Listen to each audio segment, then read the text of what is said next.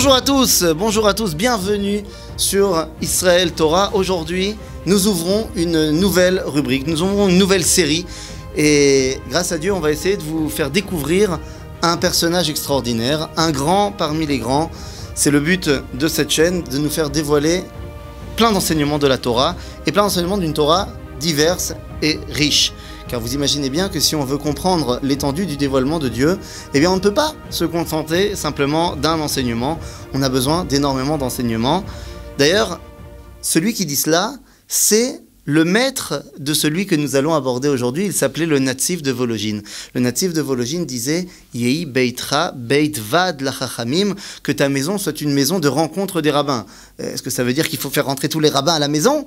Il disait « Bon alors si tu peux, très bien, si tu as un grand salon, pourquoi pas, mais sinon, dans ta bibliothèque. Dans ta bibliothèque, ramène des livres de tous les rabbins possibles et imaginables, de toutes les tendances possibles. Comme ça, c'est un véritable enrichissement. » Aujourd'hui, nous ouvrons une série sur un personnage extraordinaire. Et vous savez quoi ? Avant de vous le présenter, je vous dirais la chose suivante. Il semblerait que dès sa naissance, c'était quelqu'un qui avait pour rôle de réunir. Pour rôle d'être capable d'englober tout le monde. Pourquoi je vous dis ça ? Vous le savez, à la fin du XVIIIe siècle, il y a eu une énorme dispute dans le monde de la Torah, dans le monde juif, particulièrement en Europe de l'Est, sur ce qui était l'enseignement, on va dire, traditionnel de la Torah, et la chassidoute qui venait de voir le jour. Entre les élèves donc du Baal Shem Tov d'un côté et les élèves du Gaon de Vilna de l'autre. Et ça a donné les chassidim face aux mitnagdim, les anti-chassidim. Et il y a une véritable guerre. Des fois même ça a été jusqu'à des dénonciations, jusqu'à on va envoyer un tel en prison et ainsi de suite. Vous imaginez à cette époque-là, quand on était fan de cela, eh bien on n'était pas fan de cela. Le personnage dont nous voulons aborder aujourd'hui sa Torah, eh bien c'est un homme qui a grandi dans le monde litaï de la Lituanie, dans le monde de ses mitnagdim. Son père était un des rabbins de cette école de mitnagdim. Et pourtant sa mère venait d'une famille de Chabad, une famille des chassidim de Lubavitch. On raconte même que la kippa de notre rabbin dont nous allons évoquer la grandeur et l'enseignement, sa kippa était faite d'un morceau de l'habit du Tzemar Tzedek, le troisième rabbi de Chabad. Tout ça pour vous dire que c'est quelqu'un qui, dès sa naissance, avait pour objectif de réunir ces deux mondes que tout opposait, mais qui en fait étaient deux faces d'une même pièce pour dévoiler la Torah. Cet homme, eh bien, il s'appelle le Rav Avraham Yitzhak HaKohen Kook. Nous ouvrons aujourd'hui notre série sur le Rav Kook. Mais qui est le Rav Kook ? Est-ce qu'on le connaît ? Est-ce qu'on connaît son enseignement ? Pas très peu. Alors, l'objectif, c'est qu'on dévoile un petit peu celui qui a été le premier grand rabbin de Eretz Israël. On parle avant la création de l'État d'Israël. Il a été le premier grand rabbin de cette résurrection du peuple juif. Le Rav Kook est né là-bas, loin, dans l'Empire russe, en Lituanie. Il vient de ces régions froides. Il a grandi dans une petite ville. Comme je l'ai dit, son père était un des rabbins, le Rav Shlomo Zalman Kook, un des rabbins de mouvement Mitnagdim. Bon, très bien, il a grandi, et puis très rapidement, il a été assermenté rabbin avant ses 20 ans. À 19 ans, il est devenu rabbin de la ville de Zimel, petite ville, sympathique, mais c'est pas ça qui est intéressant. Ce qui est intéressant, vous savez, dans le judaïsme, on n'est pas des sages. Dans le judaïsme, on est des talmidei chachamim, des élèves de sages. Donc ce qui est intéressant, c'est de savoir pas seulement qu'il est devenu rabbin, mais qui a été son maître qui lui a reconnu la grandeur pour devenir rabbin.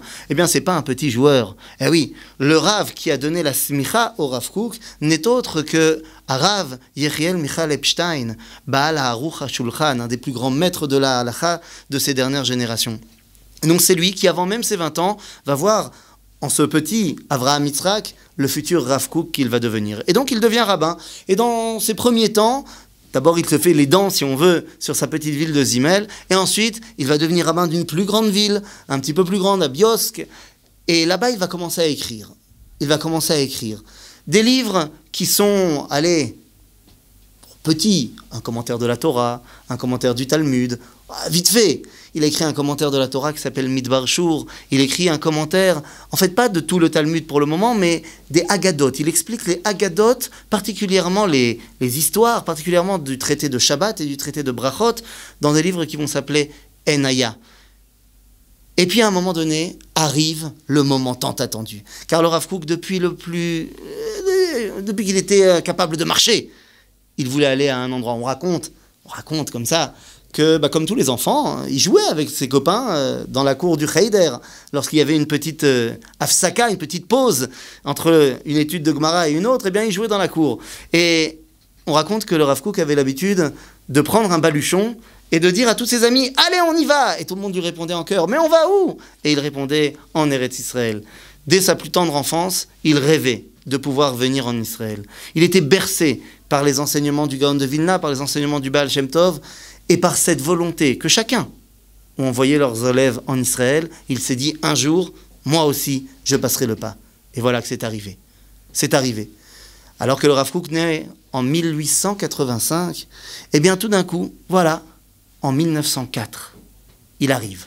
Il arrive tout simplement parce que les gens du Yishuv, les gens de Eretz Israël, particulièrement de la ville de Yafo.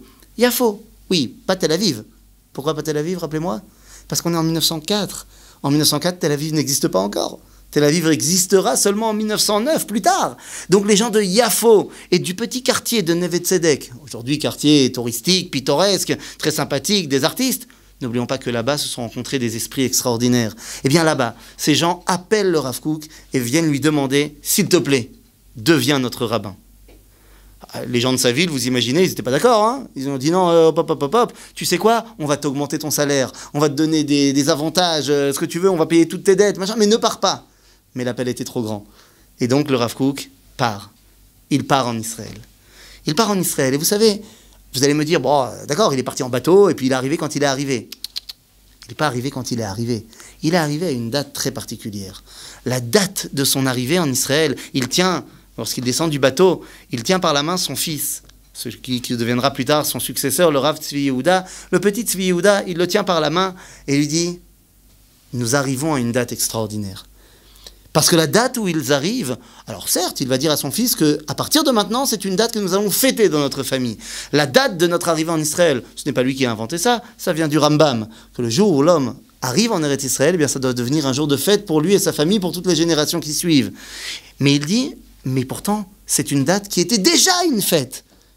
Et oui, depuis des années, les gens en Israël, à cette date-là, montaient sur la tombe de Shmuel Hanavi, du prophète Samuel, parce que c'était la date de sa Iloula. Mais c'était quand? Le 28 du mois de Iyar. Le Rav Kook arrive en Israël le 28 Iyar. Le Rav Kook, qui toute sa vie va être ce rabbin qui va nous éclairer sur les lumières du retour du peuple juif sur sa terre, et bien comme de par hasard, il arrive en Israël le jour où bien plus tard, en 1967, ce sera le jour de la libération et la réunification de Jérusalem. Il arrive en Israël, et en Israël, il devient donc le rabbin de Yafo.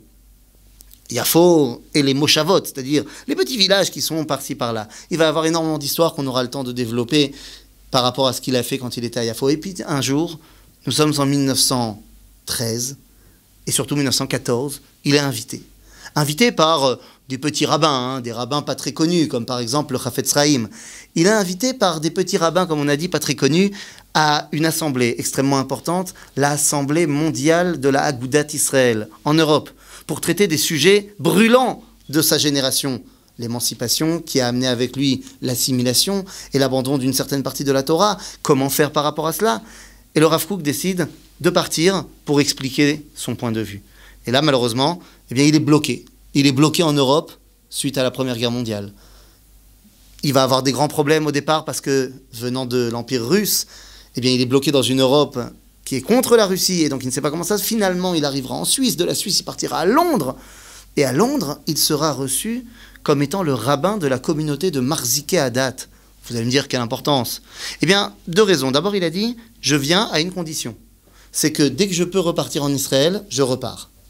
La deuxième chose, et ça c'est le plus important, il va avoir un rôle à jouer. Peut-être que vous le savez, en 1917, les Anglais sont en train de gagner la Première Guerre mondiale. Et surtout, pour ce qui est de la partie Moyen-Orient, ils ont battu l'Empire ottoman. Et tout d'un coup, ils viennent de conquérir la terre d'Israël. Et à ce moment-là, vous le savez, le ministre des Affaires étrangères de l'Angleterre, M. Lord Balfour, eh bien parce qu'il a passé un accord avec Chaim Weizmann, est prêt à donner sa déclaration Balfour. Vous imaginez la déclaration Balfour? C'est-à-dire le moment où l'Empire britannique se voit favorable à l'établissement d'un foyer national juif en terre de Palestine. Mais c'est une révélation extraordinaire. Vous savez, la dernière fois qu'il y a eu ça, c'était dans le Tanakh. Lorsque le roi du monde, le roi de Perse, lorsque Koresh, Cyrus, a fait sa déclaration où il a permis aux Juifs de revenir s'installer en Israël après la destruction du premier temple. C'est-à-dire que c'est une déclaration qui a 2500 ans, 2400 ans d'écart avec la dernière. Mais M. Balfour se dit, bon, avant de faire ma déclaration en public, je vais vérifier, je vais faire un test, je vais faire ma déclaration devant les rabbins de Londres. On verra comment c'est retenu. Et désolé de vous le dire, mais les Juifs de Londres lui disent, mais pas du tout. On n'a pas envie de revenir en Israël, on est très bien ici. On ne veut pas du tout. Non, c'est pas une bonne idée. À ce moment-là, un des membres du staff dans le gouvernement britannique est un Juif. Et il lui dit, peut-être que, je ne sais pas si ça vous intéresse, mais il y a un rabbin qui vient d'Eretz Israël. Il est à Londres en ce moment. Peut-être que ça vaut le coup de lui demander. Et effectivement, Lord Balfour va aller voir le Rav Kook. Et le Rav Kook va lui dire que non seulement c'est très très bien ce qu'il fait, mais c'est la réalisation de la promesse des prophètes. Il n'était pas juif, M. Balfour, mais il était très attaché à la Bible. Et donc il va y avoir la déclaration Balfour, qui va évidemment changer la face du monde. Finalement, le Rav Kook reviendra en Israël. En 1921, il rentre à la maison. Mais cette fois, il ne rentre pas à Yafo. Il a été nommé rabbin, grand rabbin de Jérusalem, et de facto, grand rabbin de Eretz Israël. Et là, il va s'occuper d'autres écrits. Pendant toute la période de Yafo, il écrira ses livres principaux, Orot, Orot HaKodesh, Orot HaTorah, Orot HaTeshuvah. Mais lorsqu'il arrive et qu'il revient, il s'occupera des grands livres. Pas les grands livres qui se reflètent l'essentiel de sa pensée intérieure, mais les grands en termes de quantité. Il va commencer un travail énorme qui s'appelle Beur Halacha. Au Beur Halacha, il va essayer tout simplement de réunir, d'expliquer toutes les sugyot talmudiyot, c'est-à-dire les écrits talmudiques qui parlent de la halacha, et de les amener directement à leur correspondance dans la halacha juive. C'est un travail énorme qu'il n'aura pas le temps lui-même de finir, qui continuera après lui. Et il va surtout créer une yeshiva également. Il va créer la yeshiva de Merkaz Harav. Merkaz Harav a yeshiva à Merkazit à Olamit. En fait, c'est un copier-coller de la yeshiva dans laquelle il a lui-même étudié. Car j'ai oublié de vous le dire, mais c'est fondamental. On avait ouvert avec un enseignement du Natsif de Vologine. Son maître à la yeshiva de Vologine, c'était le Natsif de Vologine, la mère des yeshivot.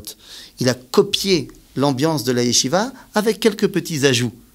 On étudie comme on étudiait à Vologine, mais on étudiera également le Tanakh, on étudiera également la philosophie, et on étudiera également l'histoire pour replacer l'enseignement et le dévoilement de Dieu dans la réalité historique du peuple juif. Telle fut sa vie.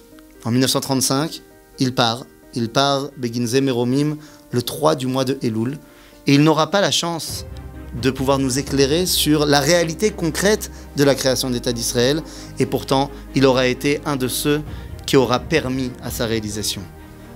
Quels vont être concrètement son message? Quels sont les enjeux de sa génération?